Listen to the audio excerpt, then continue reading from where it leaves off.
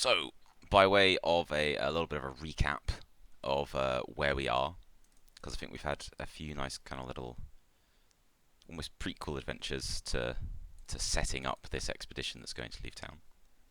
So I'm just going to quickly sum up what you've been up to. So, I think it's fair to say that the town of Prosperity Junction is in trouble because, as a result of overzealous mining, the adventure trading company who runs the town is now in danger of being unable to fuel all its arc-forged magical machinery and is on the verge of going bankrupt. To solve this, that's a local dwarf entrepreneur named Jesse Redhammer, who is proposing, or who is leading an expedition of wagons out into the west, hoping to find new sources of wealth in the resource-rich Shattered Plains, where there are all kinds of aether geysers and rich veins of ethereum and other precious metals. So, in the days running up to the launching of this expedition, the six of you have dealt with a number of threats. You thwarted a rather unexpected train heist, although the train itself suffered pretty serious damage when it was hit by a surprise attack from a airship with a black hull, which caused the train to actually end up being separated, and the actual train itself kind of carried on off into the sunset, and you guys were left with essentially the carriages. It turns out the airship was commanded by a group of ex-soldiers named the Devil Dogs, and they're led by a skeleton cowboy named Calavera, who it turns out is employed by the ATC's competitor, Reinhold Industries. You're not sure exactly what their intentions are, but they certainly don't seem good for the adventure trading company or for the town. You managed to interrogate the Saurian woman who had engineered the train heist, and discovered she was a member of a group of cultists named Blood Trackers, who believe that they can reconnect with the Saurian people's past here on Umber. And you also cross paths with a local band of outlaws named the Black Hat Gang, and their boss, a watcher named 11-Eye Jake. And you learned that while Jake's been taking over quite a lot of businesses in town, it seems he's also been rooting out and dealing with some of the Blood Tracker cultists. So you weren't quite sure what to make of him, but you rejected the deal he offered, which was that if you help him acquire some of the best pieces of land from the expedition you're going on, that he'd help you in kind. But you decided it was more important to reject that deal, protect the expedition, but you're trusting that the local lawmen and White Wolf's people will be able to keep an eye on the situation with Jake while you're away from town. And that's more or less where we've left things. You've all had a few days to prepare yourselves, buy up supplies, and generally prepare yourselves for this long journey out into the west. And unless anyone's got any last minute things they need to do, I'm going to say that we're going to start on the day that the expedition begins. So, when you gather up to meet in the morning on Gold Street in the centre of town in Prosperity Junction, there is clearly a lot of excitement in the air, and there seem to be more people on the streets than usual. There's a lot of bustle, there's a lot of good spirit going on. People obviously recognise this, most of you, because you're known sort of defenders of the town. You've got it through some hard scrapes. So you get a few kind of pats on the back and celebratory cheers as you're making your way over to the train station where the various wagons for the expedition are getting themselves prepared, because even though the original idea of travelling by train and then setting up the wagons from the far end of the line has kind of been scuppered by the destruction that happened a few days ago, the general idea is that you are still going to send these wagons following the train tracks west, and just to put that in a little context, I'm just going to load us into the map.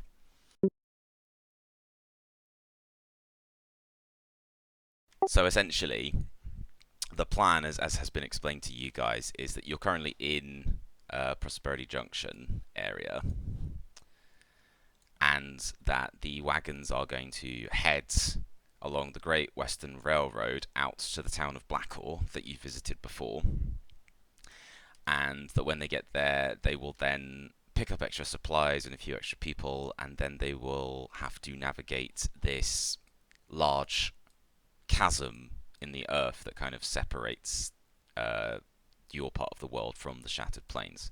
So the idea is you'll head along the train tracks for a few weeks and then take the wagons up north and then enter the plains from here. And that's all fine, and people have generally sort of signed off and approved on this plan. So yeah, so the bunch of you gather up and you get to where all the wagons are being prepared. And there's a lot of people. There seems to be an awful lot of fuss going on. In addition to all the labourers and people setting up these wagons and dealing with the horses, there also seemed to be a load of events going on, and it was almost like a fairground atmosphere. And as you get near to the wagons, there's this large, colourful board displaying the various activities of the day. And it lists things like buffalo riding, a shooting range, clowns, fabulous fire eaters. And then at 3 p.m. there's a special speech by the town mayor. And then there's a little sticker next to that that says cancelled in big red letters.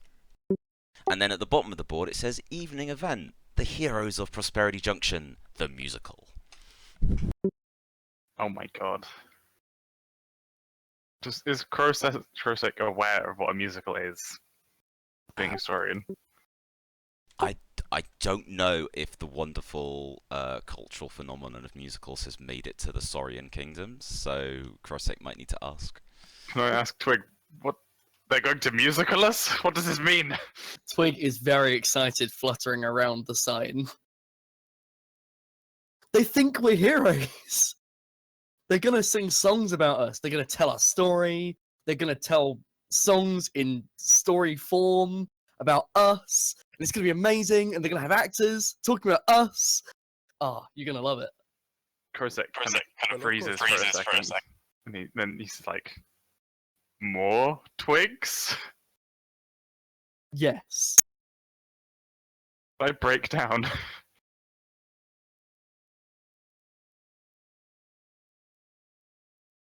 I pat Krosek on the shoulder like, it's okay, I'm really excited too. Okay, so as you guys are maybe standing around looking at this sign, Jesse Redhammer, the dwarf who's funding this expedition, catches sight of you in the crowds, and she comes up to you and she says, "Oh, hi, howdy, fellas! I'm so glad you could make it. We just got another maybe a half hour of bits and pieces to do loading up the wagons, but if you guys want to get ready to leave, we'll be out of here before you can shake your butts." Oh, does that mean we're gonna miss the musical? Oh, you heard about the musical? Yeah, that was my idea. A little bit of PR, get a bit of sponsorship for this this expedition. It's gonna be great. They got some of the best performers from this part of town involved. There's gonna be kids and singing and dancing. It's gonna be great. But Who get to play me? Right. Just a sock puppet. So rude. she says, "Oh, well, I mean, we can't really stay till the evening to watch the musical. I mean, unless I know this is very important for you guys, but we really do need to get these wagons rolling." Yes, that's very important and all, but who's my actor? Oh shit. You can stay if you Is want. it the mayor's assistant, that guy? Well, maybe it is, yeah. Given that the only other Fae in town, I can't remember his name off the top of my head. That little chap. Yes, they've essentially got him in drag. Damn. Amazing. Awesome. No, I'm ready to leave. And she said, "Yeah, if you guys wanna sort yourselves out, find yourself a place on a wagon. You're welcome to join me in my wagon, which is, up front. It's the largest wagon. It's at the front of the procession. Plenty of room for you guys in there. All I'm waiting on is we've got a guide who is running a bit late. They should be here soon, and I understand we're getting a member of White Wolf's people is joining us. And Tickle, maybe you'd like to, I don't know, introduce us to your new character since you're going to be switching tunes. Well, as she says that, White Wolf walks up with two people, a older looking lady and a young woman with black hair who is wearing only black and white. And he goes up to everyone and says, I'm not coming with you on this one. I'm going to stay in town, keep an eye on whatever they were called. Black Hat Gang. The Black Hat Gang, and rest. I haven't rested since before the war, and my limbs aren't as good as they used to be. And after finding Gwen, I want to take some time and catch up with her. And this is when Evelyn would come in and say, don't be gross. That's my sister. Your sister is this Black Wolf, or No, Gwen is White Wolf's second in command, but is also Evelyn's sister. okay? And also White Wolf kind of raised Evelyn when they were younger because of her parents died when she was young. And there was a terrible accident, and which is why Evelyn is a death mage. Because their gods chose her. Anyone marked by death at an early age before a ritual is taken place is marked by the death god. And because of the severity of the incident and her touch with death, she basically all the magic she knows is death magic.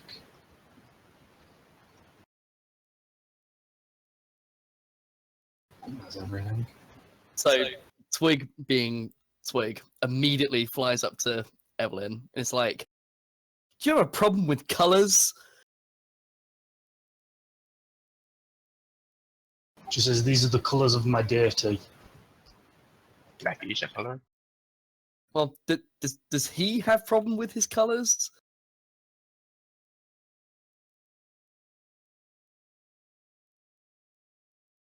What's wrong with black and white? It's every colour.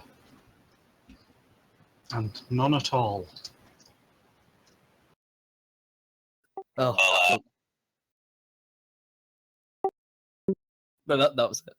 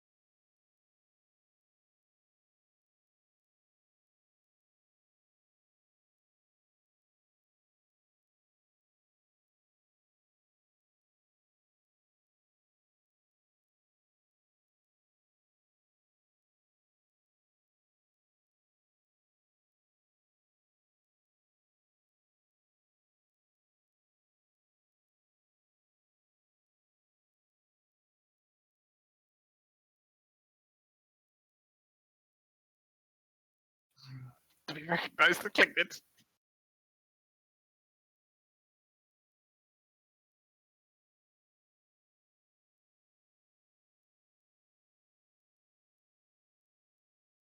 Yay! Igma!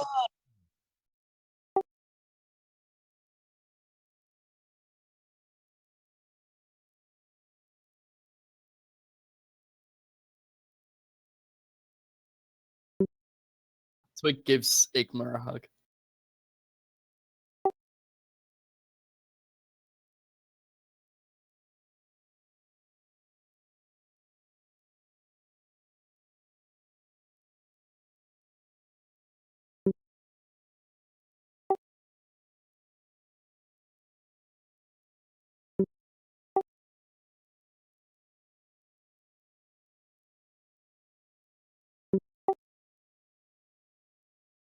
Oh, fantastic. We have a drunk insect for our guide.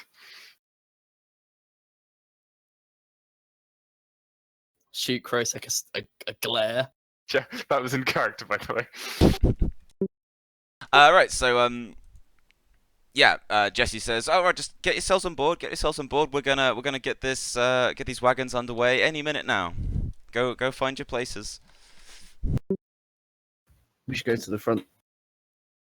I want to be in the front wagon.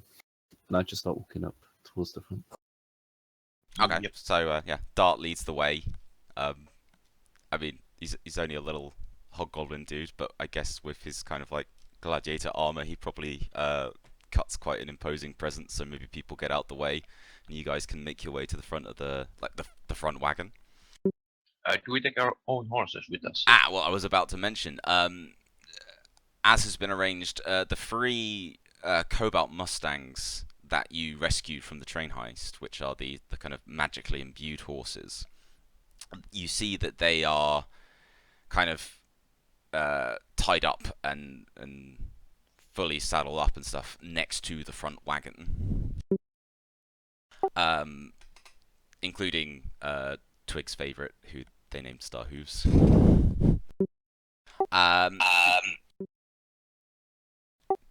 Black Wolf, or Evelyn Black Wolf, also has, I believe, inherited White Wolf's direwolf mount, so that is also kind of ready to go alongside the front wagon.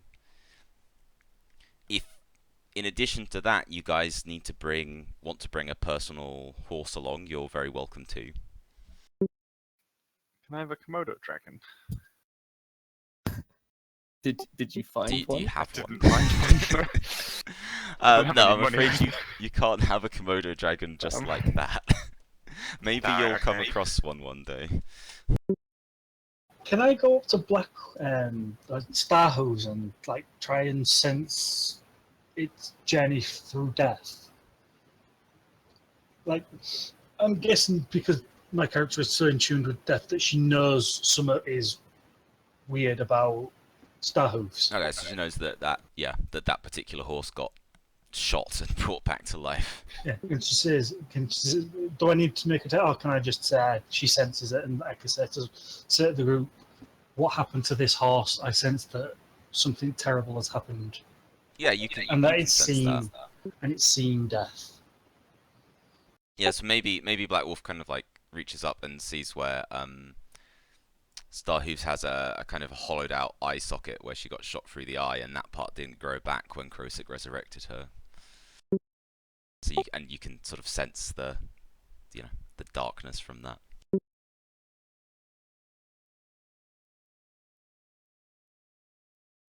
I'm gonna follow Dart. Does anyone answer Black Wolf's question? Sorry, I thought you were answering. Sorry, I missed it. What was the question? What happened to Starhooves? Because Oh, Evelyn doesn't know, and she sensed that it's seen death. Twig flutters up onto Starhooves' head, and it's like, "My poor baby was shot in the face, and Mr. Krosek actually pulled him back through the spirit realm, but they were unable to save the eye."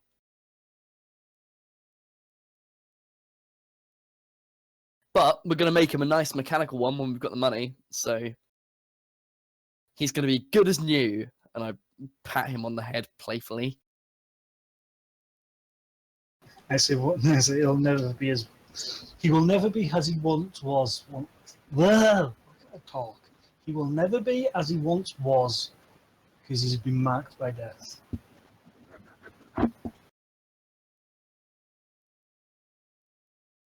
Oh well,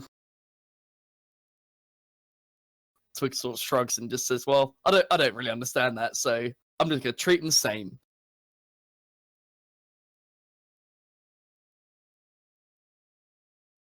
Okay, so the wagon, the wagon expedition or wagon train. I'm not sure if that's quite the correct term. Essentially, gets ready to leave. Um, there's a lot of more celebrating going on. A band has struck up and is playing sort of like kind of like good time music as Jesse Redhammer like leaps up onto the front of the first wagon and announces to the crowd, "We'll be back, and when we do, we'll bring back prosperity and wealth and victory for the ATC." And everyone kind of cheers and sort of like basically roars their support of that, and the band really starts upping the tempo as she cracks a whip and the wagons start to slowly roll out, heading out west along the rail track. And this is all very exciting, and everyone's got a lot of energy for that sort of first half hour or so as the wagons start to kind of do their thing, just getting going, moving along. But then things, as you might expect, start to quickly settle down as it becomes apparent that nothing much is actually gonna happen for the rest of the day. That you guys are really just plodding along at a fairly slow speed compared to the speeds you're maybe used to, sort of hightailing it along on horseback. Wagons move a lot slower. So the whole vibe of the expedition very quickly settles down into this quite slow, are we there yet kind of a pace. Did that goblin lady come with us? Oh, yes. Well, I was about to get into it. Yeah. So just to describe the wagon or the expedition rather. There are the first one at the front that you're riding in is the biggest, but there are several carrying about 50 people, along with a few others who are kind of like riding horses, sort of to scout out ahead, and a few flanking the sides of the wagons who are the security that White Wolf's people are providing to the expedition. As I said, yeah, it's about 50 people. This includes quite a variety of different specialists. There's a good number of prospectors and geomancers. There's trackers and hunters who are going to provide food for the expedition as you go.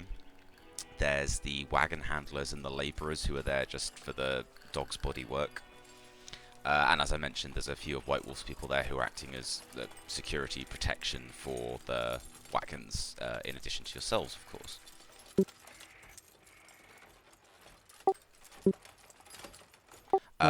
The other sort of people of note, other than Jesse, who's running the show, is Moxie, the hobgoblin, who has come along essentially to make sure that the bargain that you made with her is honoured, that she wants to come along to try and find a suitable source of aether for her experiments,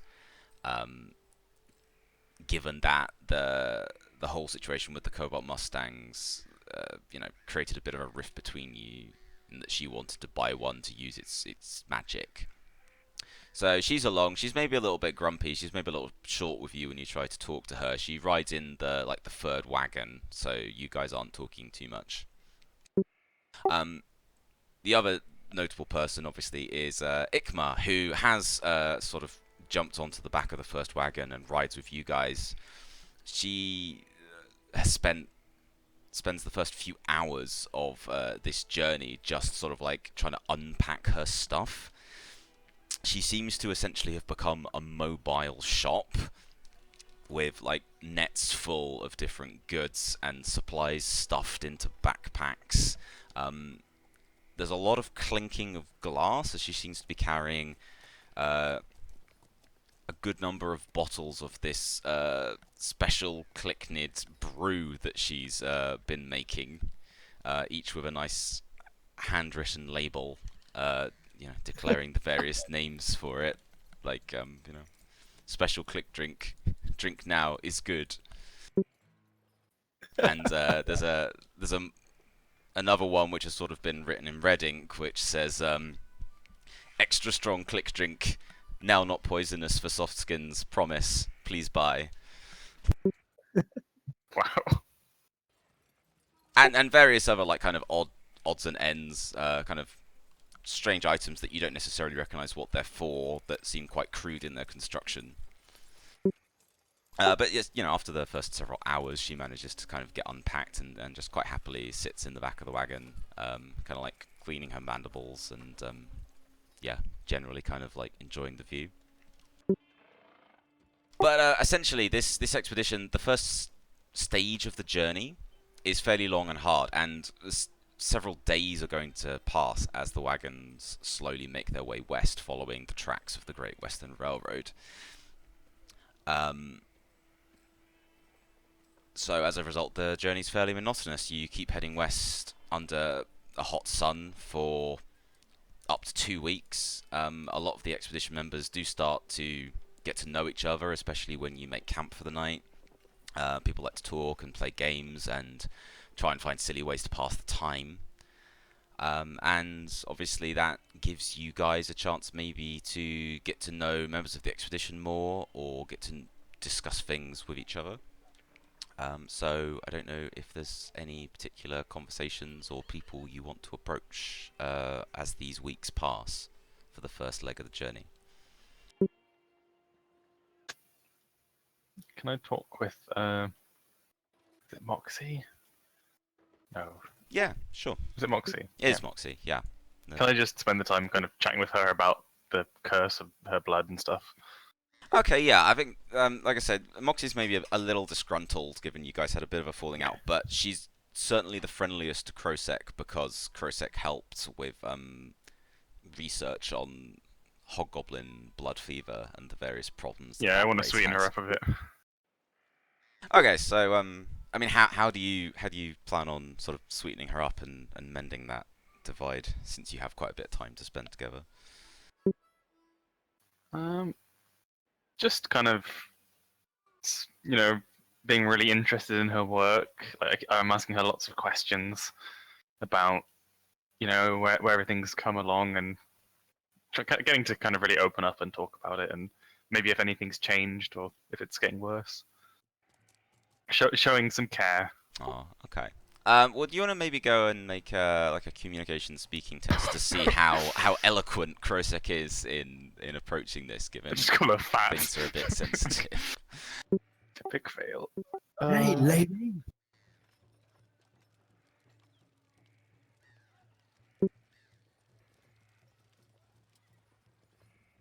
Okay. It's communication. Communication, or well, and communication speaking. Okay. If you happen to have the focus. 11. There you go. Average is 11. Okay. That's fine. If it was anyone else, I would have made it harder, but... okay, yeah, so maybe, like... I mean, Moxie's a bit of a shy... kind of, like, hobgoblin anyway, because... she's not really used to dealing with outsiders, but she, after maybe the first couple of days, she becomes a bit less frosty. Maybe Krosek and her spend a little time kind of like riding on the same wagon and talking through what's been going on. So what would you like to know from her? Nothing like super personal. Just want to see how things are going. That's where Nyx was staying, right? With It was, Calburnica. Yeah, I just want to find out how they're doing, and nothing like super serious. Just she says they've been fine. Nyx has been kind of like growing quite quickly, because she's at the sort of age when saurians tend to start growing quite a bit of height. She's, despite being sort of the only saurian in a hobgoblin town, like she's fit in very well, and everyone's been liking her. Well, that's He says Calpurnia's been finding it a bit more difficult to stay settled, but she seems to have found kind of a niche, like being one of the town's protectors and kind of like patrolling the town line at night, and that seems to have given her some sort of purpose. And at one point when she's talking about that, Moxie does kind of like mention, it's been good to have people like Calpurnia around since the troubles with the ATC started. okay. And but no, I mean, in terms of the research, in terms of what she's been doing, trying to do to help the hobgoblins with their mutations and the magical problems with their blood, she said like it's been going well since you helped her with her research, but it's been going slowly, and that's why she needs to find some sort of aether or magical component that is compatible with hobgoblin blood, since they're a magically created race. So she's really just, she's willing to confide in you that she's quite anxious that this expedition finds something that she can use. Can I suggest that she thinks about using maybe some of Nyx's blood? Because she's obviously got the whole blood magic thing, and Saurians are quite a magical race. She says that they tried it. Nyx okay. Nyx volunteered fairly early on once she once she settled in and understood what Moxie was trying to do, and she said it didn't seem to be anything particularly compatible. I mean, in the sense that, or at least Moxie's kind of professional opinion is that Nyx's blood in on of itself is not special. It's what Nyx does with it. Okay, so that's a shame. But maybe if we can research the blood magic itself, that might give us some answers. Sure, I'm fascinated in it. This is what I'm telling Moxie. I'd really like to understand the whole Saurian blood magic. We've dealt with it a few times now. Yeah, I mean, Moxie agrees with you. It's interesting. She says, I really wish that I could understand it as well. I'd love to ask Nyx more about it, but she's still quite a young'un, and I've been unwilling to probe too deeply. The kid's been through a lot. I don't want to have to ask her these kind of questions unless things get really desperate. Don't want to potentially trigger some bad shit as well. It's good to know she's okay. Do you oh, what's that guy? Is it 8-eyed Jake or 11-eyed Jake? Something. 11-eyed Jake's the Yeah. the gang boss. Yeah. Can I ask if they came snooping around at all? Because he threatened me with Nyx, I guess. So No, Moxie seems really surprised at that. She says, no one's really been allowed into town other than the supply wagons since you guys left, and that was months ago. did you see anyone suspicious at all on the supply wagons? No, not that she noticed. And to be honest, the supply wagons have been, even those have been pretty carefully monitored since there's been a lot of tension going on lately between the town and the ATC.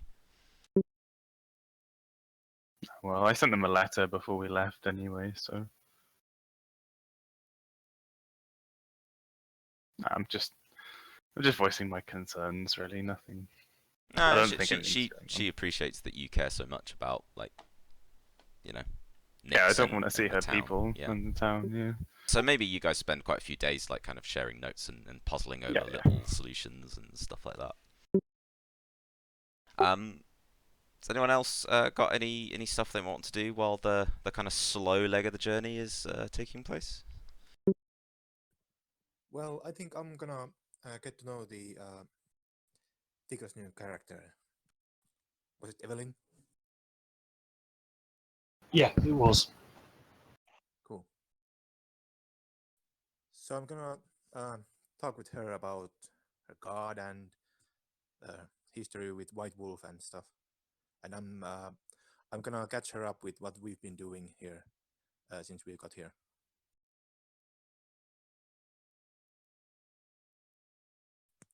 Just chatting and stuff.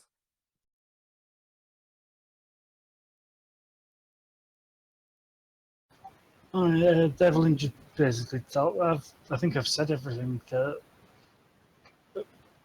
when she was little, there was a terrible accident. She died. Technically, she died and was brought back. And that's why her god worships her. It's a god of one of the gods of her people is a god of death, who in the Wagon culture, you don't choose your god; the god chooses you. And because she'd seen death at an early age, the god of death chose her, and that's it. Yeah, sounds good.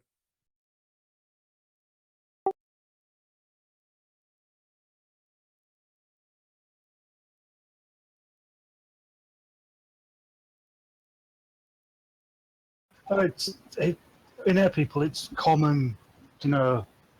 It's not a taboo. It's not. It's nothing bad. It's oh you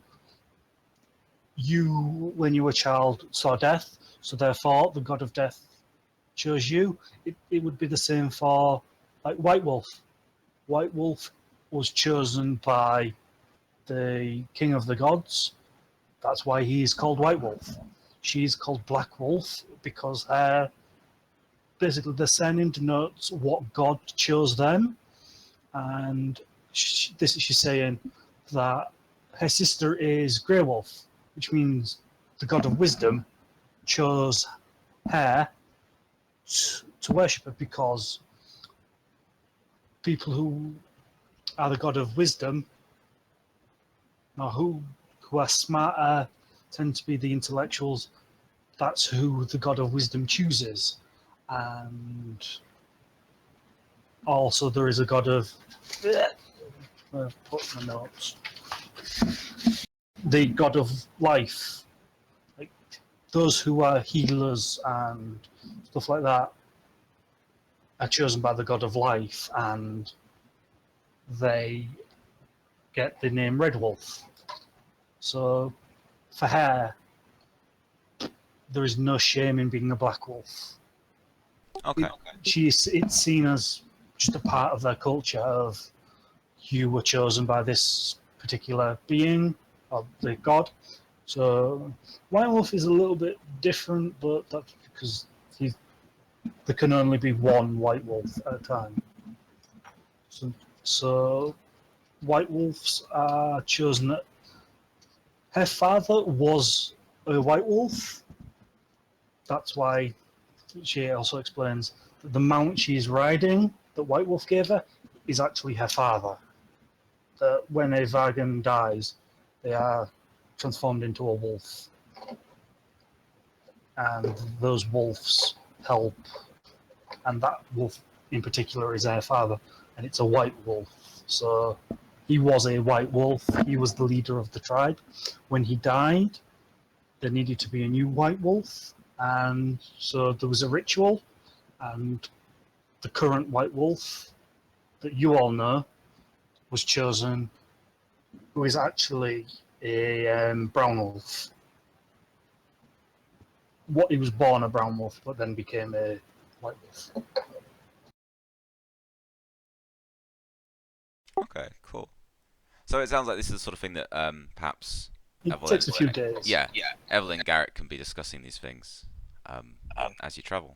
So that's perhaps a good way for Evelyn to start feeling a little more integrated into the group by sharing this sort of information. I'm gonna tell all the things that White Wolf did, all the glorious battles and stuff, while he was with us.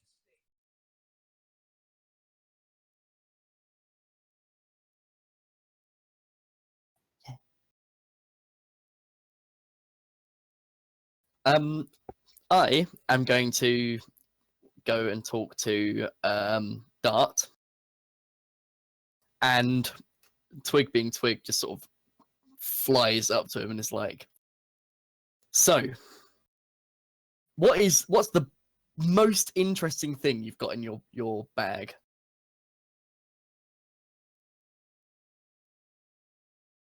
Of all of your possessions.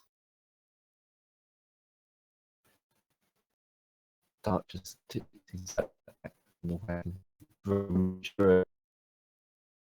I didn't hear any of that because you went a bit roboty. Is it better now? Yeah. Sorry, what did you say? Dart would be sitting in the wagon. He just tips his backpack out, and just rummages through it, looking for anything. Beforehand, he decided, his spear, his short spear.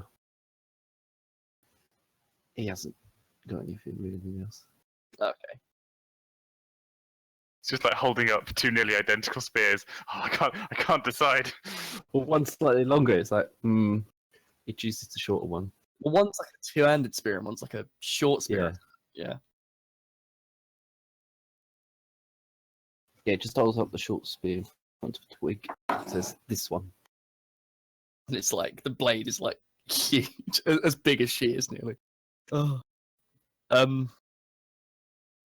Twig like rummages through her bag and pulls out the pale stone tinderbox that was given to her, and is like, "So I've had this for like maybe a month now, and I just don't understand it." And I offer it to Dart.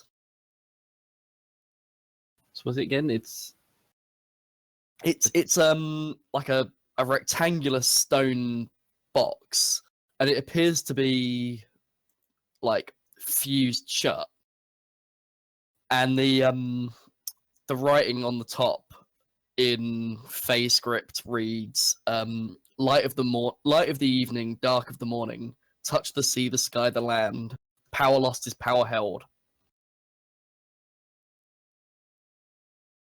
And Twig like sort of tells him this, assuming he can't read Fey. no. Dart just shrugs. He tries to force open the box.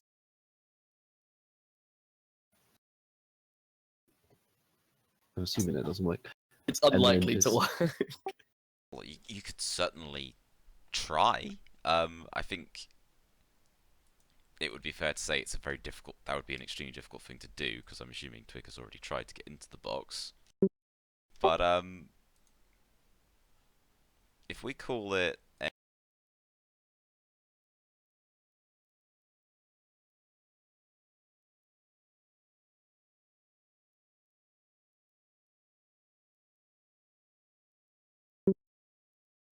We'll give it a go.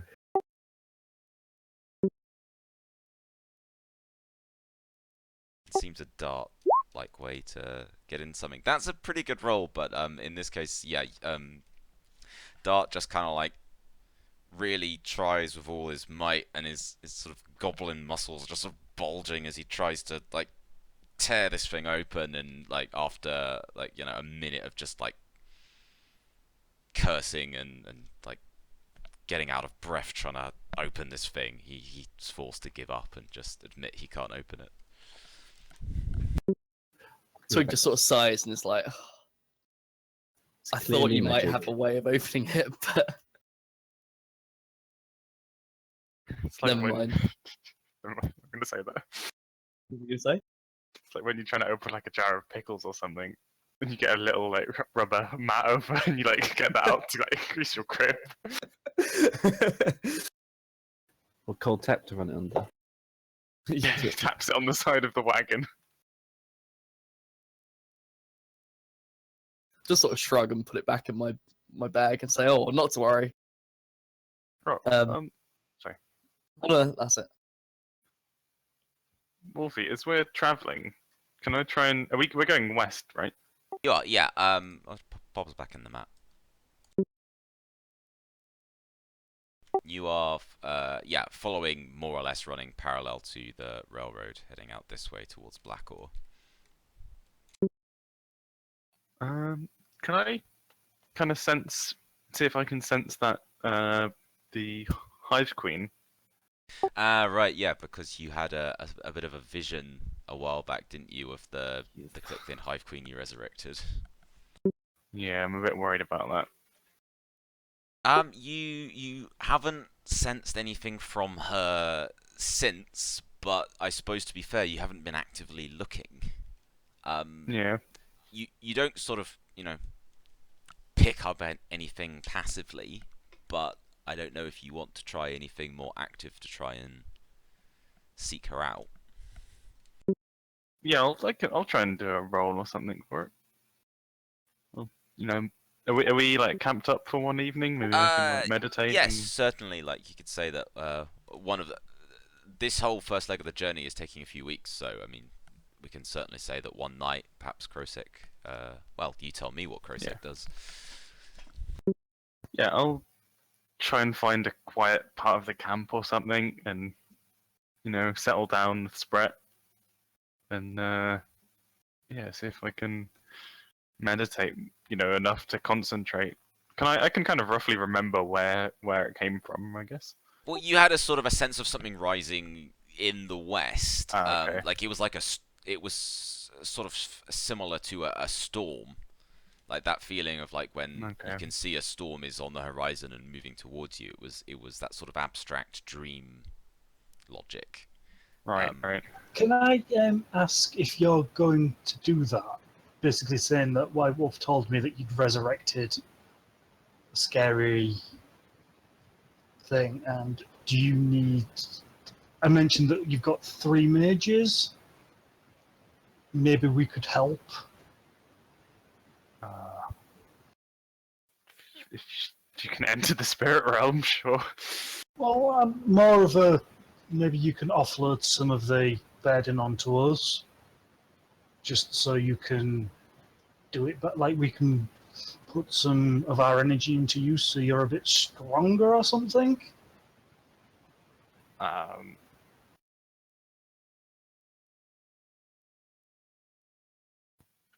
I don't know. Can we do that, Wolfie? Oh, you could certainly try. I mean, If it's something Krosek wants to do. I was just gonna meditate. Really, I wasn't gonna try and like actively look for it. I was just gonna see if I could, recreate the situation. Well, if you, I'm assuming you say that to me, I'm not really looking for her. Yeah, Just, yeah. she says, well, if you're gonna do it, if you need any help, shout. I'll be at the campfire Okay. with the other Wagons. Okay, I'll bear that in mind if she tries to attack me or anything. Maybe I can. I think she's friendly to me though in a weird way. I'm not sure. Yeah, I'm just gonna have like a meditate and see if I can, see if she comes at me again. Oh God. You're in a bit. Yeah, I think. Yeah, I started going through Shaq's microphone as well. Oh, sorry. That's okay. What did you say, Shaq? I wouldn't bet my life on it. Her being friendly to you. I'm not sure. Wolfie's like doing this really weirdly, so I'm not sure if she's gonna eat me or like I'm gonna be the one she keeps alive. I'm worried. Yeah, is it okay if I try and do that? Yeah, Wolfie? absolutely. I Spend mean, an you evening. don't have a spell in your repertoire that necessarily No. works with that, but I think as part of your spirit walking specialization, obviously you have that connection to the spirit world, and you've used it before. So I think if we did it as that you're meditating perhaps just costs you as a sort of minor spell, Okay. and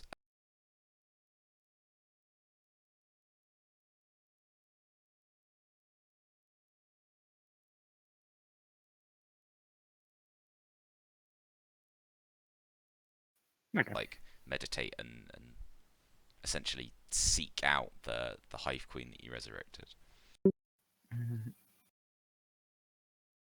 Let me do a roll.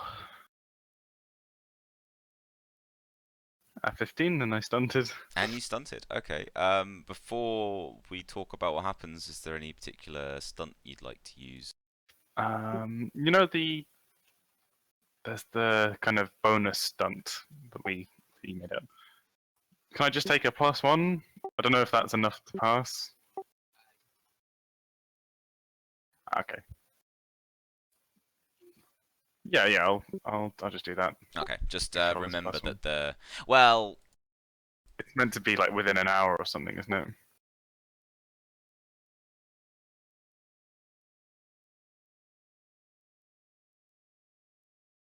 Well, maybe if something comes of this meditating session, then we'll I can, see if it you know. comes in handy. Yeah. Okay, so I think you can imagine maybe Krosek leaving the rest of the group behind one evening while people are making camp to go find his own sort of space with his sort of spirit companion, Spret.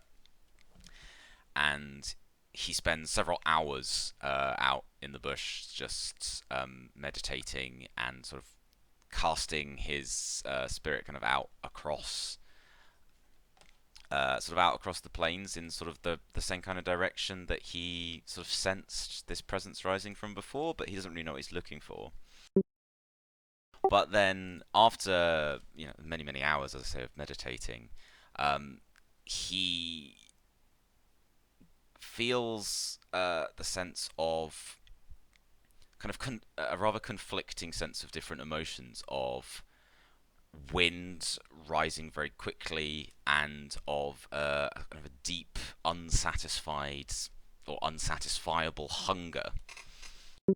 And for the briefest of moments, Krosek finds himself in another place. He feels as if he's sitting in a canyon, an area that he's never seen before, with great cracks in the earth, and there are like lots of small floating islands drifting in the night sky above him.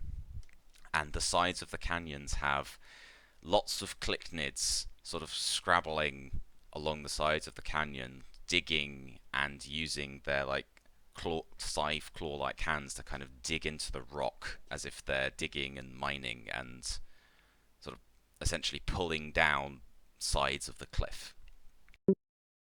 And then the sort of strong winds that that he can hear all the time, that rises and rises. Then he loses the vision and he's back just sitting out near the campsite. What's that? So I was in a cavern with floating islands above, and Yeah, Clicknid were tearing down the cavern walls. yeah, they were like digging, Okay. digging the sides of the canyon, sort of expanding it. And you don't really know exactly where you were, but you do feel quite strongly that it was kind of to the northeast, like sort of this sort of direction. But you couldn't really say how far away. You couldn't tell if it was like just a little Okay. distance or if it was like way over here. But essentially this sort of direction. It was certainly more distinct than when you encountered Bit more vivid. them before, yeah. Okay. I have no idea what that means, so.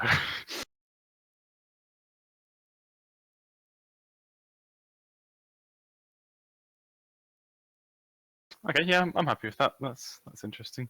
Did the Hive Queen like touch me or anything? Or You didn't specifically sense the Hive Queen. You just sensed that. just had that? Okay. This idea of like this place where Clicknid were digging, and Did, like did I it said, seem this, like they were linked to the Hive Queen?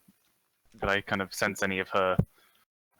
you didn't. But the first time that you had this vision, you specifically heard her reaching out for you. This time it was what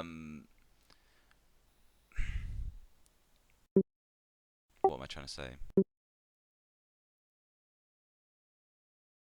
This more seemed like something to do with her. You weren't specifically talking to Okay. her. Okay, yeah, I see what you mean. Okay. Like she wasn't communicating with you like last time she was specifically reaching out to you. This was more like you sort of reaching out into the spirit world trying to find her, and this is what you found. But it wasn't her saying, "Hi." Da-da-da-da. Okay, no, that's cool. I'll talk to the others about it. Explain that we should keep an eye out for caverns with lots of Clicknid in. maybe I'll tell Ikma. Maybe can I ask Ikma about maybe what that means? Yeah, sure. Okay, so maybe Krosek then that night goes and finds Ikmar, who is probably hanging out by the campfires, trying to like do a quick trade in any sort of Trying to sell stuff. homemade beverages or any other like Oh. odds and ends she's trying to sell. Do I have any money? No.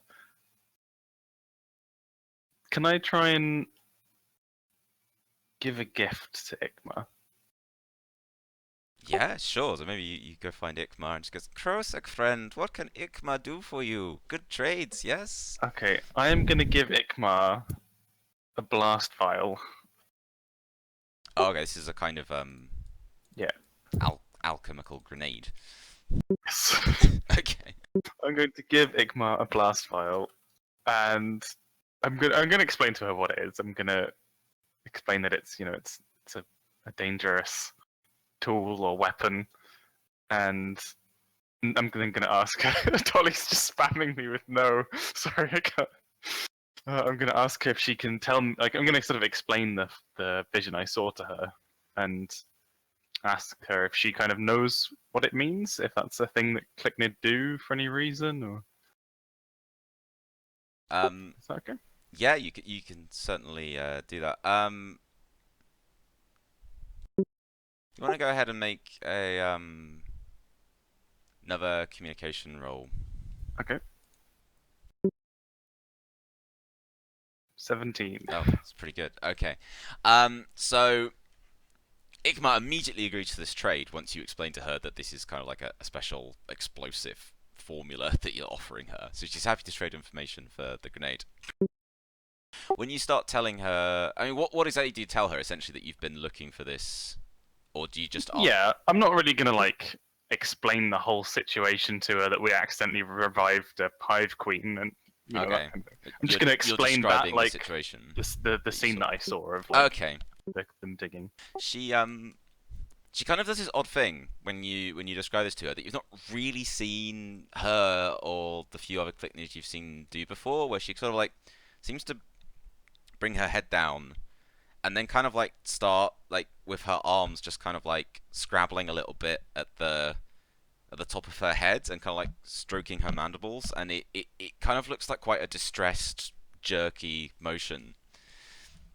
And she tells you, Clicknid do not dig, Clicknid do not work, Clicknid are free wings. We live for ourselves. We do not dig. Clicknid do not work since the bad times. Clicknids sell. You wish to sell, trade more things? We do not talk of this. Hmm. Was that from when the hive queens enslaved you, Ikma? It's really important that we talk about this. She makes a bit of a hissing noise and goes, yes, bad times. Hive queens, very, very bad. Clicknids not think right. Clicknids not think for selves. Then the world breaks. World breaks, hive queens die. Clicknids live free. Clicknids learn the value of shiny things. Get shiny things for selves, not for queens. It's much better now. It's much, much better now.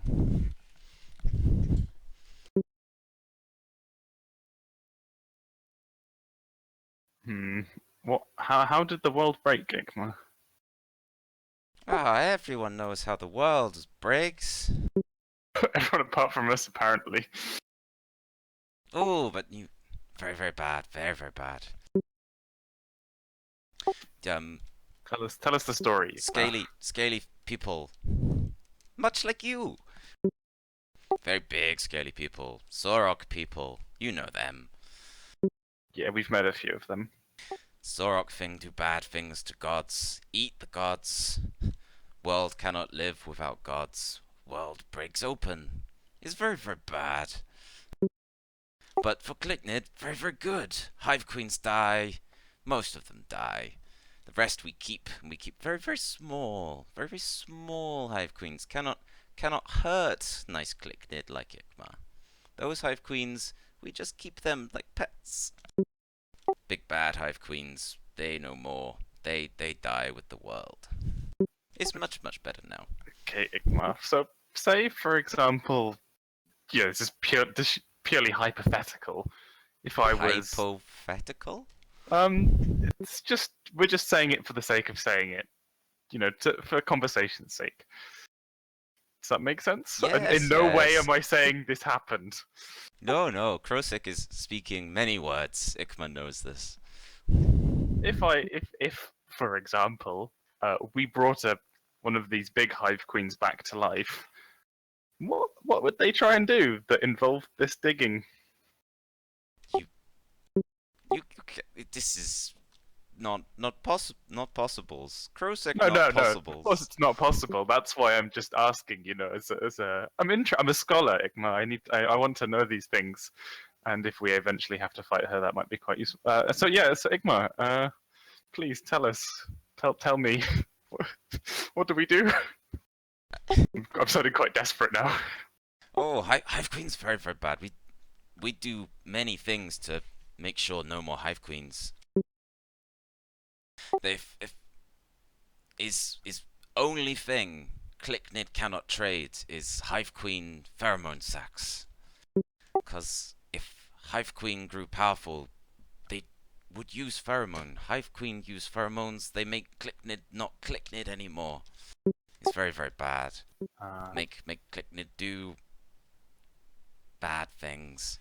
Make Clicknid work. Make Clicknid not care how much work is very bad. That does sound bad. Yeah. We do not think of things. We do not do these things. Okay. Well, don't worry about that much. This digging. We need to talk about the digging. I think that's important. Why would a hive queen make the Clicknid dig? What are they? Are they trying to build a nest or something, or are they? Oh, she kind of like nods and goes, old nests. You have seen old nests. Clicknid do not Yeah, live something in like that. Clicknid no live in nests anymore. Very nasty, smelly, cramped. Clicknid used to live underground, never see sun. Very sad, very sad. That sounds horrible. Is that why they dig in these big canyons then, to make those? I mean, is that why they dug in these big Nests underground. Dig holes in ground. Hive queens live there. Many workers. It's bad. It's bad. Now Clicknids are free. We are free wings. Make cities on ground and see the sun. How do these pheromones affect the Clicknid, Ikmar? How do they work? How close do you have to be, Ikmar, for Oh, pheromone? Ikmar does not know. Ikmar hatched many years after last hive queen killed. Now hive queens just very small. We keep them very small in small spaces, very weak. They cannot hurt us. They are If not we like did the have old to hive queens. fight a hive queen, Ikmar, just in case, we're brave adventurers. How would you recommend we go about doing it? Oh, we cannot fight hive queen. Very bad. That's why life is good now. World breaking. Best thing happened for Clicknid. Cannot fight hive queen. Oh dear. We say that out loud. She kind of like takes like this one of her clawed smaller arms and just sort of pats like your shoulder very affectionately and just goes, "Do not worry, Krosek. It's just talking. It's not real. Silly I'm so sorry, Krosek. Ikmar. I'm so sorry. It's okay. You buy from Ikma? It'll make you feel better." Uh, mate, I don't have any money, Ikmar. I'm sorry. It's sad. Ikma, If I remember. find some treasure, we can talk. Yes, find treasure and bring to Ikma. Ikma trades you many things. Okay, I guess there's not much for me to talk about now. Nice talking not truths with you, Krosek. Oh God. As you leave her, you just kind of hear her kind of like making little sing-song things to herself, like, silly Krosek, silly Krosek.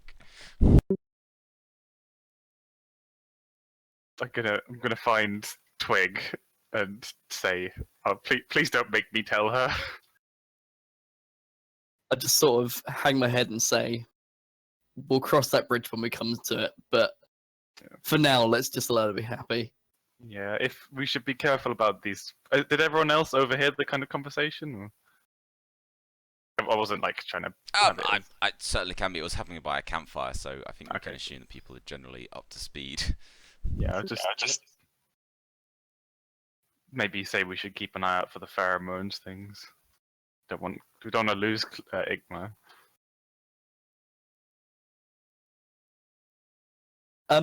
In this time that we've been traveling, by the way, do I need to have done anything to be making the grappling hook?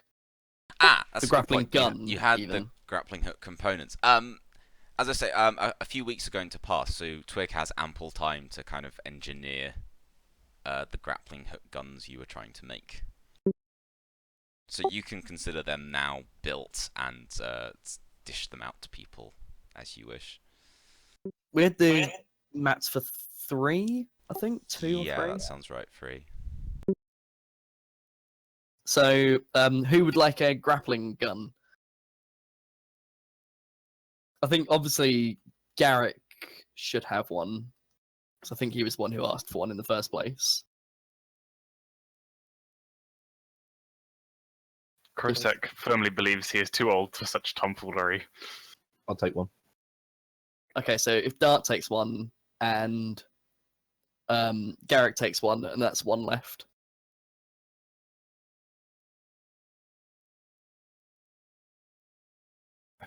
I think Dart should dual wield them. Can I say Spider-Man. You can take one. Well, I mean, if there's one left over, so if anyone wants it, then Maybe we can keep it as a backup. Yeah. I was gonna jokingly say Twig could use it. I just sort of shrug and I'm like, I've got my own built-in propulsion system. I don't need no grappling hooks. Can I say? Can I say? What if we stuck you in it instead of the hook? Then I would fly very quickly and then probably splatter on something. And I'd kind of shrug and I go, that wouldn't happen. You wouldn't do that to me. How long is the range of that grappling gun?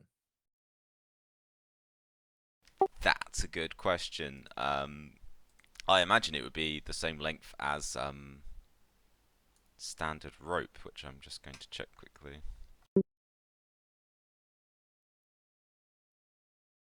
Most rope is 20 yards.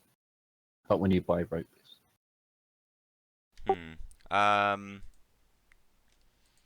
I think for simplicity's sake, kind of based on your previous Zeppelins and stuff, by this we can say that it's got a 30-yard range in that case, because otherwise you wouldn't have really bothered buying them or making them. So yeah, so you can say it's got like a 30-yard range to shoot a hook and a rope.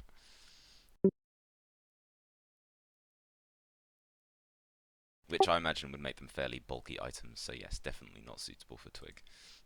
Twig could ride one. What is it with everyone trying to shoot me off of guns? Is Twig saying that, or are you saying that? Twig saying that. why everyone is trying to shoot you? Well, not so much shoot me as fire me off of something Oh. or out of something. We fear resilient, but we're not that resilient. One, it would be funny, and two, it might actually be useful to get you to higher places if it's not And- too dangerous. And it'd be Fly awesome. though. It would Yeah, be but- awesome though. Yeah, but more of a to get Twig up there quickly and quietly. Typical Twig deployment unit.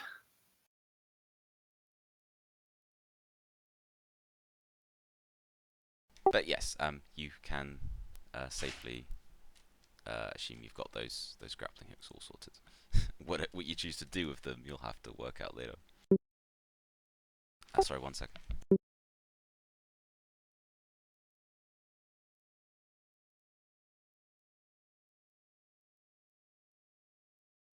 I'm back. Right. So, moving on. You spend a good 2 weeks of your journey following parallel to the railroad, which brings you up to, after 2 weeks, you've reached not quite Blackall, but you've got, this arrow is not the most precise. Let me use the paintbrush. You guys pretty much spend 2 weeks traveling to about here. And then at about midday, 2 weeks in, following on the railroad, the wagon is, you know, sort of just rolling along fairly sedately when Jesse Redhammer notices that on the horizon, sort of up ahead, there seem to be buzzards circling high in the sky. And she quickly orders the wagons to a halt, and they all sort of like come to a quick stop while she unties her horse and jumps up onto it and calls the 6 of you over to her and says, it looks like something might be wrong up ahead, could be trouble. You folks want to come check it out with me? Sure. Yep. Okay, so the 6 of you mount up on your various horses and wolves and such things. And while the wagons wait there for you, the 6 of you and Jesse ride forward to just see if everything's okay. And on the horizon, underneath these buzzards, you see a bit of smoke and a sort of a large black shape on the train tracks. And as you get closer, it resolves itself into the remains of the steam train that was stolen from Prosperity Junction. If you remember, the train itself you didn't recover. It got separated from everything else during the airship attack. So you approach it on your horses, and it is essentially mostly a smouldering ruin. The metal of its smokestack chimney and the engine area beneath it is visibly warped and swollen, as if it's been affected by some pretty extreme temperatures. And yeah, generally it looks pretty beat up and abandoned.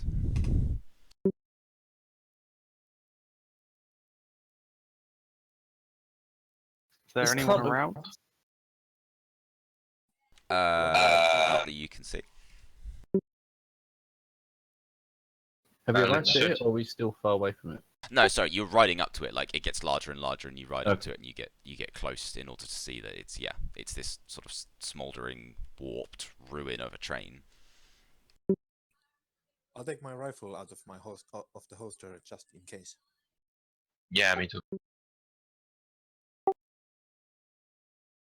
Yeah. Yes. Bad feeling about this.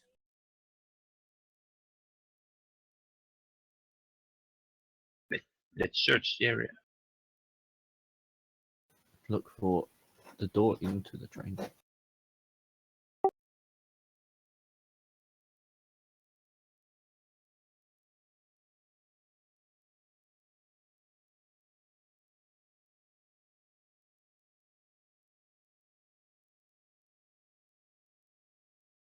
Well, what they see lying on the floor is the crumpled form of the gnome train driver, who you remember from the train heist, is lying on the ground and breathing very shallowly, like in sort of rather desperate wheezing noise. And he doesn't look good. There are several large pieces of metal shrapnel embedded in his chest and stomach, and dark blood has sort of pooled around the wounds and sort of on the floor underneath him. I need a healer over here. He's alive. Krosek, Theo. He needs help. You can just shoot him. Well, I was gonna if you guys don't heal him. I can hear you. Can someone do something? Is he salvageable, or is he just a fucking like wet mess of death?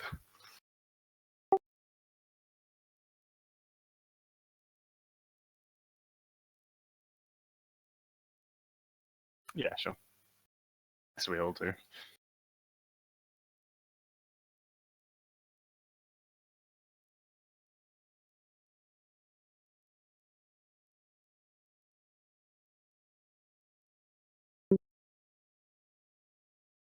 Can we ask him? Is he conscious or? It doesn't seem to be, no.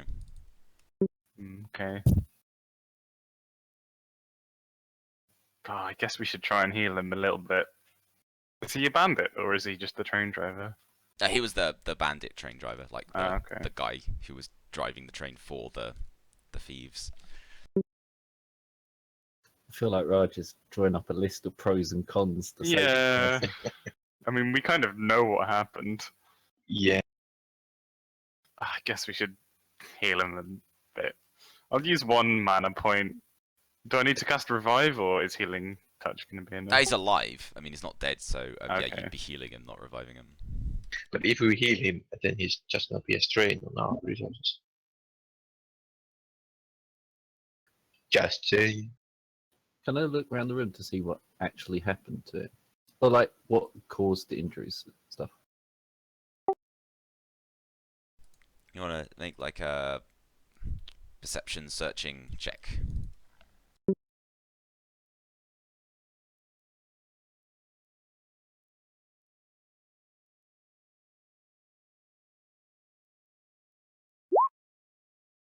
Yeah, that's fine. It says an average check. Well, it certainly looks like the coal engine of the steam train, like, is pretty much destroyed as far as you can tell. Like, looking at where various bits of shrapnel have kind of like been embedded in the train interior. Like, probably having seen a few explosions and things go horribly wrong in his time, Dart kind of can sensibly guess that, yeah, the engine of the steam train seems to have exploded and thrown these metal shards outwards. So at a fairly sensible guess, you'd say, yeah, the engine exploded and the driver was hit by metal shrapnel from that. You do see a few other like scorch marks and bits of damage that he'd maybe think are probably the result of the airship attack, but that seems separate to the engine exploding.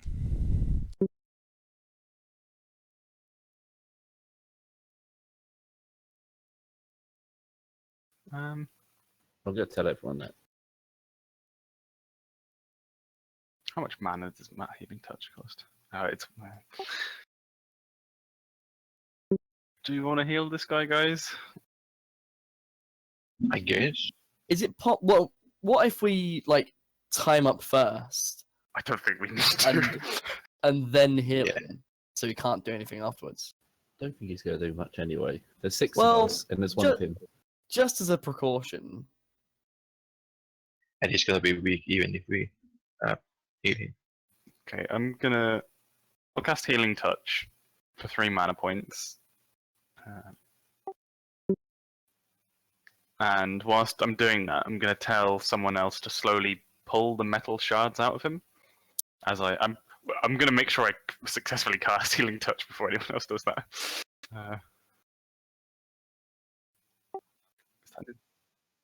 Is it Intelligence to cast a spell? Okay.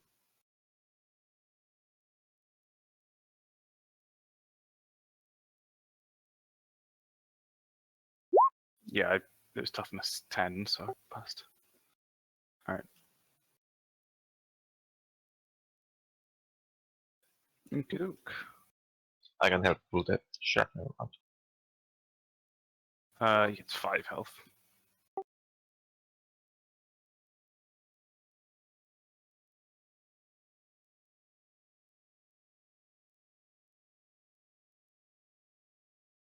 Yeah, whoever wants to. I can do it. I can yank them out.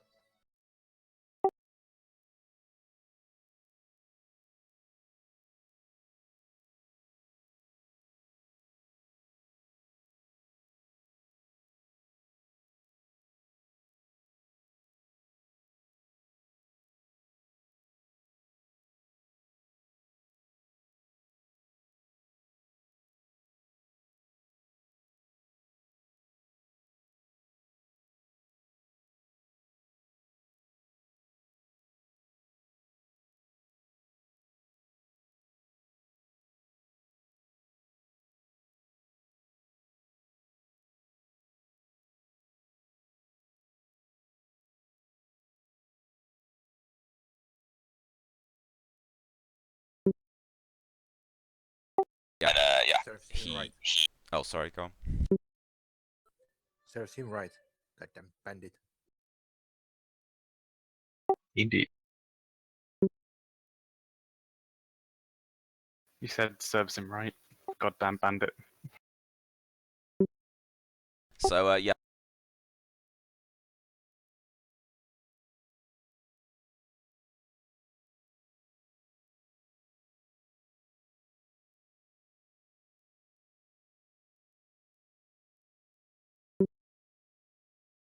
Nope, there's a jail cell in Prosperity Junction with your name on it. Just kind of like, there's a big cough. And it just goes, jail cell. I'll be lucky if I see the outside of this train. That's Well, what we have a ranger with us, so we could like do some kind of our own punishment. Like if we heal him and he does like community service with us, like labor work and stuff or something.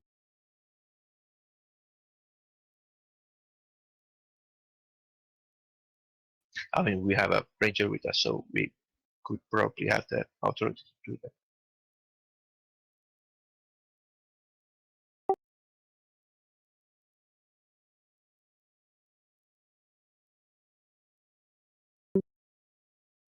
Yeah, like give him a punishment here with the caravan, like he does some uh, labor work there to serve his sentence.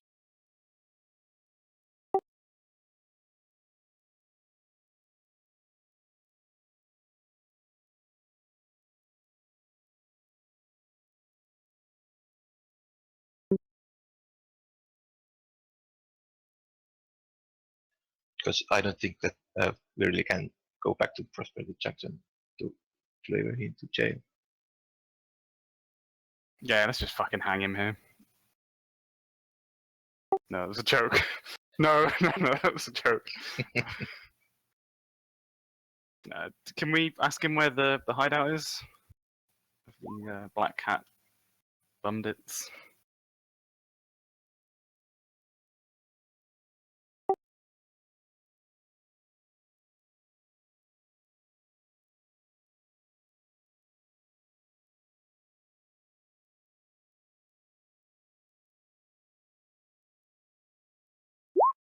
Oh, were you not part of Calavero's crew originally? Or were you the Oh dear. Okay. Well, sorry, friend. Well, I don't say friend, but is there like a mocking word instead of friend I can say? I'm not sure. Pal. Well, pal, you fucked. Palerino. No, Kozak would not say Palerino. Well, you were in the wrong place at the wrong time, weren't you? Should we just tie him up and take him back to the convoy? I don't think he's going to be in any state to escape or do anything stupid. Yeah. Like I said, he's better make himself useful if he's gonna survive. He's a bandit by law. We could just hang him. So if he wants to live, he's better make himself useful. Does Garrick say that? Yep, I'm saying it so he can hear him. Okay. He can hear me. He goes, oh, hey, boss, get me out of here.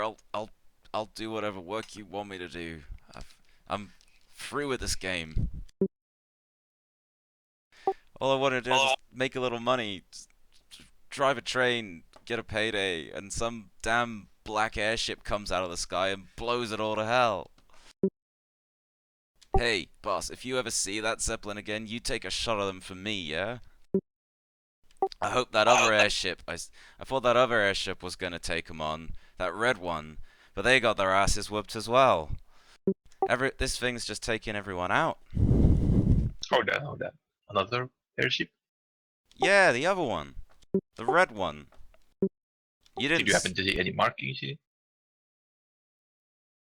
I didn't see any markings. I was too busy trying to get away. Overpowered the engine and nearly blew myself to hell. I guess you guys didn't see it because, you know, no offense, but kind of left you in the dust back there. But after that black zeppelin blew us all up, it got tangled up with some other red one, like a smaller one, and then but it didn't do very well. Last thing I saw, it was hightailing it out of there.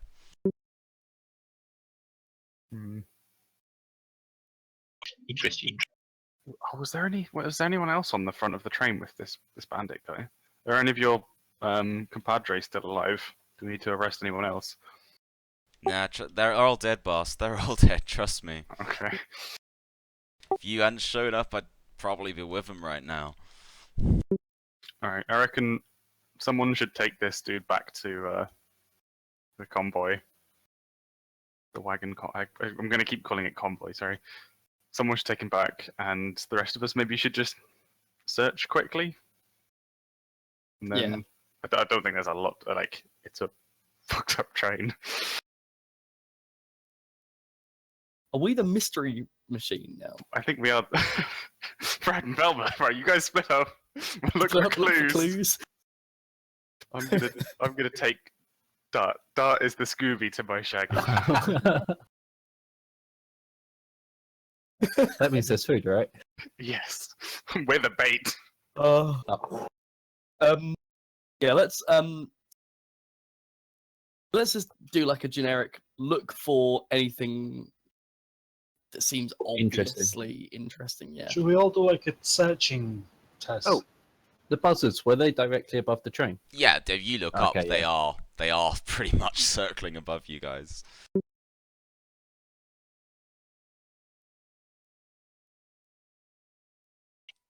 I could get us dinner. Yeah. Saves. Are vultures very meaty? I think they're very stringy. Yeah. Let's. Should we do some searches then around this train? Maybe we can find some supplies that the bandits brought with them. Yeah, sure. You feel free to make some perception searching tests. I will do one. Are you doing any particular kind of searching, or are you just kind of like I'm generally just wandering searching. about? Just having a look around. I have a focus in searching, so Do that's you? what I'm Okay, going to do. Fair enough.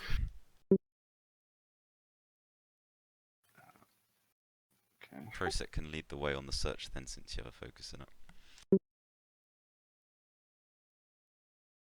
Are we all rolling, or is it just I got 1, 2, 3. I Yeah, you think should for the probably roll sake as well. of, Crow Secarino? I'm gonna let Prosec go first because he's got a focus in it. So, but it doesn't seem to have done him very much good. Yeah. Prosec just kind of like goes wandering around for a bit, like a doddery old Saurian, and doesn't really seem to find anything of much use.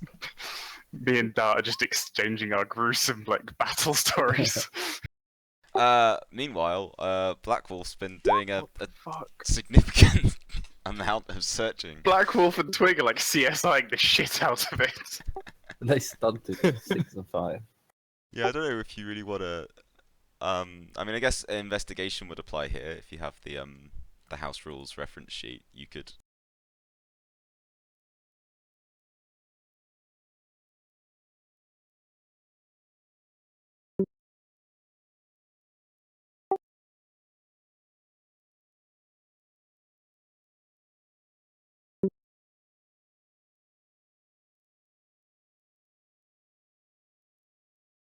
I'm going to use finishing each other's sentences on Evelyn.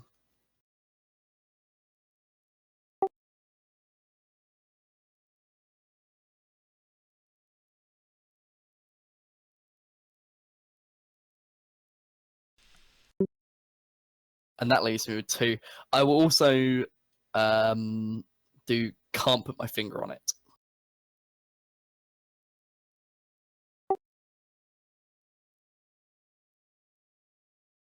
Oh, also, can I particularly look at why the train is so burnt? That's what I really want to study. Why is it so horrifically burnt?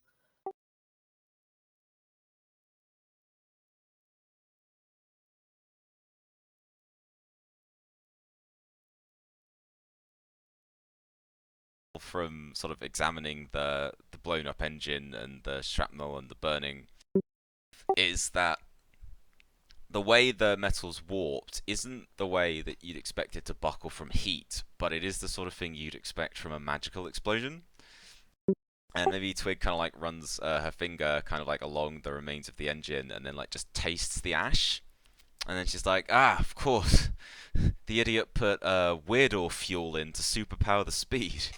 You realise the train driver put some kind of weird ore, like raw weird ore into the engine to try and like superpower the engine, and of course the engine couldn't take that because it wasn't built for it, and it just blew up. Although that would explain how the train kind of got so far away from Prosperity Junction in such a short amount of time. What kind of idiot would use raw weird or no? Krosik starts sweating. After you've said that, can I do elementary? Yeah, sure. That's cool.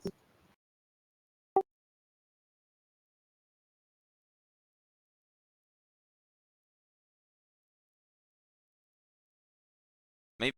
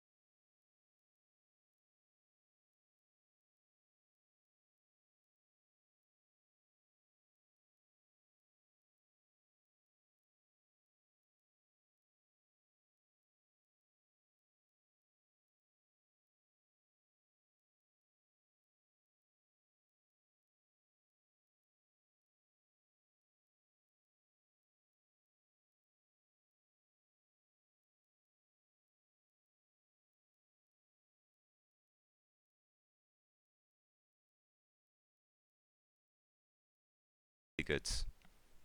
Joining the dots on Evelyn's part. Wasn't the Deodox, the black airship one, wasn't it Reinhold Industries, like mercenaries?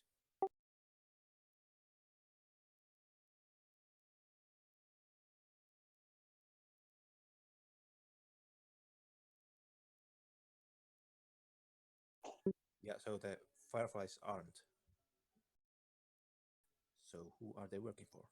Or are they independent? Is that bandit dude still with us? Or the guy who's like a pile of meat? Yeah, Pile of meat. The guy that died. Well, the guy on the train driver. Yeah. Can I ask him if he actually saw who was on this other smaller airship?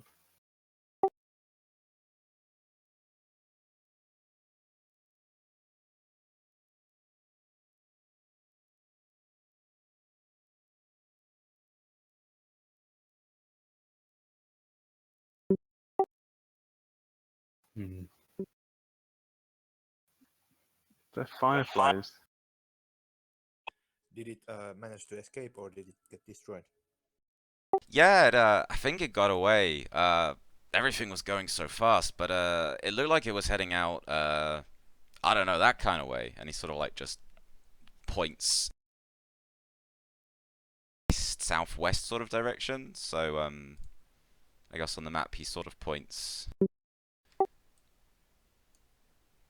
I guess that's west, so he sort of points kind of like southwest, like that, and says, "Yeah, it headed off that way." But I didn't really see what happened to it. I was too busy trying to stop the train. Just accidentally shut roll 20. Well done.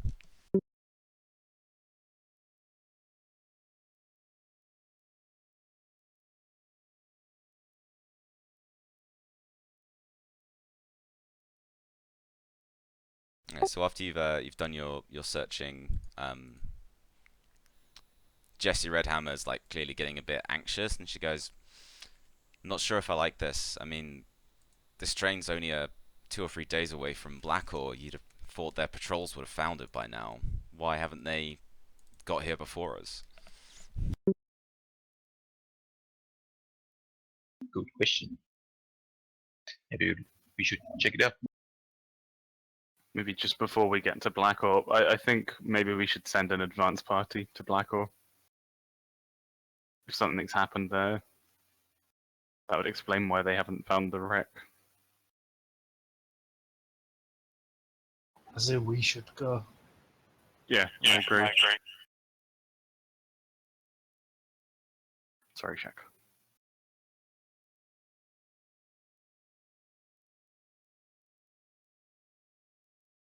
Is that the plan?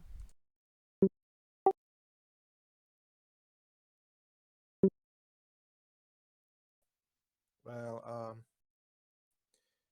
if we need to send an advance party to Blackor, it should be us probably. Because we can handle about anything that comes at our way.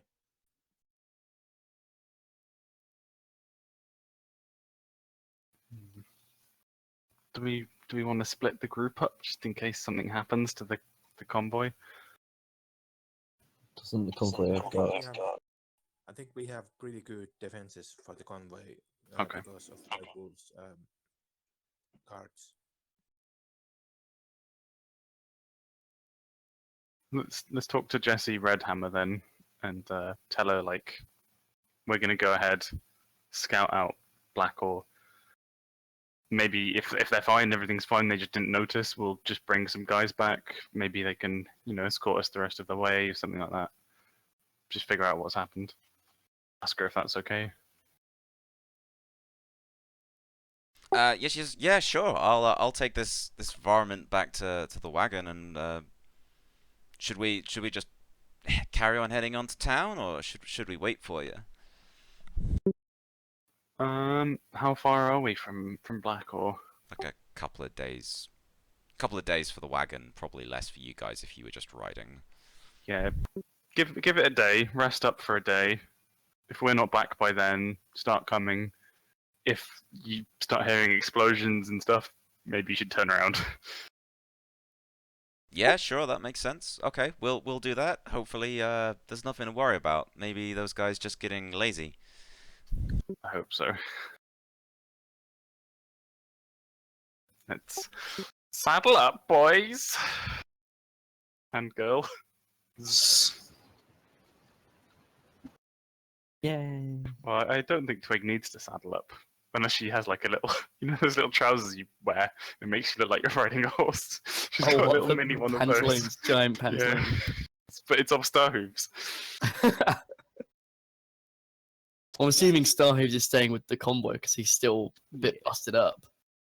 I was going to say maybe she sits in his eye socket. Oh no! It's grim. Jesus Christ. Wow. No. Took a weird I'm turn. taking one of the Mustangs at least. I mean, Sorry, Twig. Oh, sorry. what were you going to say, Shaq? I'll ride one of the Mustangs. because I'm greedy. Yeah, sure, fair enough. There are two perfectly healthy ones.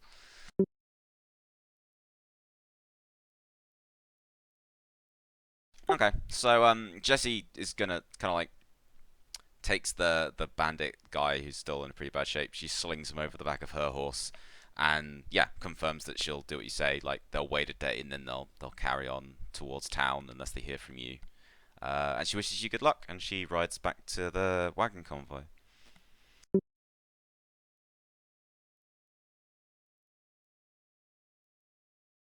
And you go head on towards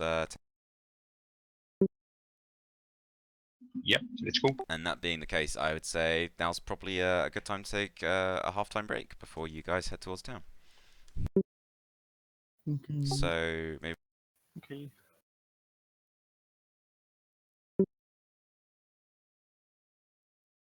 I'm gonna make some food then.